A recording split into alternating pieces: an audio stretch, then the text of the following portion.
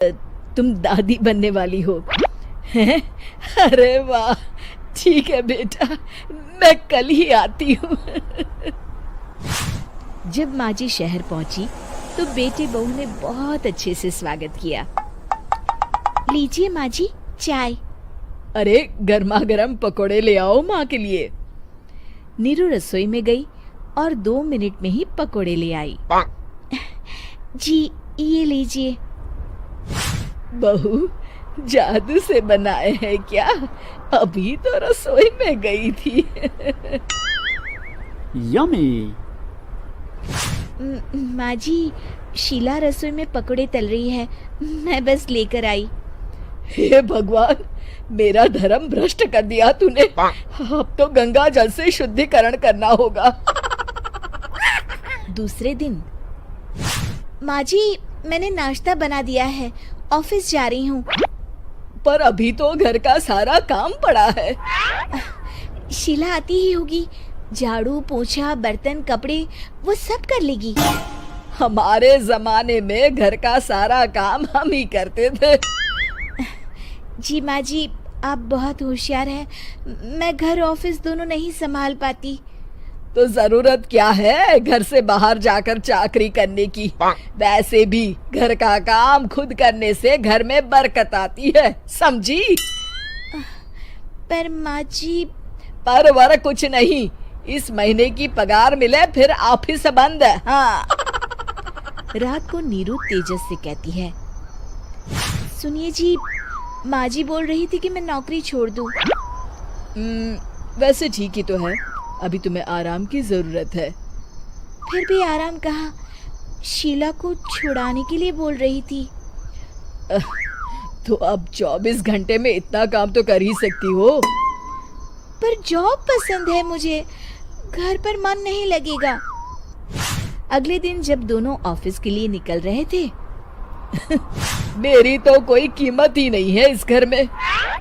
माँ जी, आजकल महंगाई बहुत है, रहन सहन भी बदल गया है, दोनों नौकरी करते हैं तभी ठीक रहता है। अच्छा, तू कहना क्या चाहती है? मेरा बेटा तुझे बिठा के खिला नहीं सकता? तू ही इस घर का खर्च चला रही है, हैं? नहीं माँ जी, मेरा वो मतलब नहीं था। मतलब खूब समझती हूँ, ये बाल धूप में सफेद नहीं किए मैंने। हाँ। अब तो ये रोज का काम हो गया था। तेजस भी रोज की झिकझिक से परेशान हो गया था। एक दिन उसने कहा, नीरू, वैसे भी तुम्हें मैटरनिटी लीव मिलने वाली है, तो अभी से ही छुट्टी ले लो। पर क्या, मेरी सैलरी अच्छी खासी है।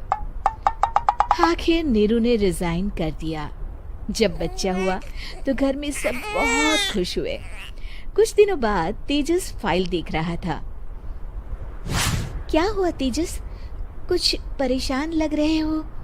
अब हाँ, वो हमारी जितनी सेविंग्स थी वो तो हॉस्पिटल में और छठी के फंक्शन में खत्म हो गई है नीरू। और अभी वैसे मंदी चल रही है तो मैं बोल रही थी कल मुन्ना को हेपेटाइटिस का टीका लगवाना है। नीरू, क्या पोस्टपोन नहीं कर सकते? नहीं जी, बिल्कुल नहीं।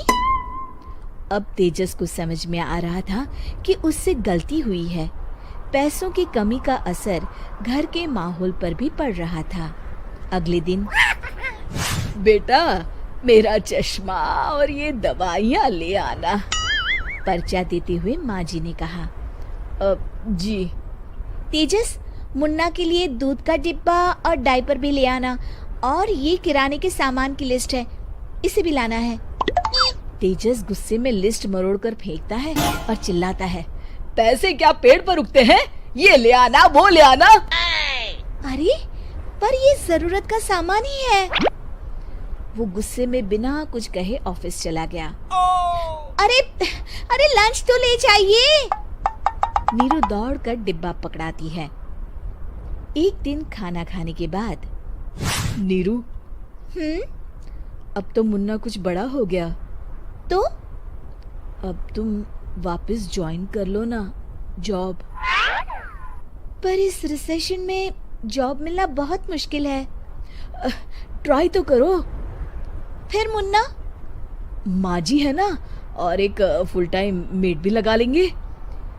पर माँ जी, उन्हें तो पसंद नहीं।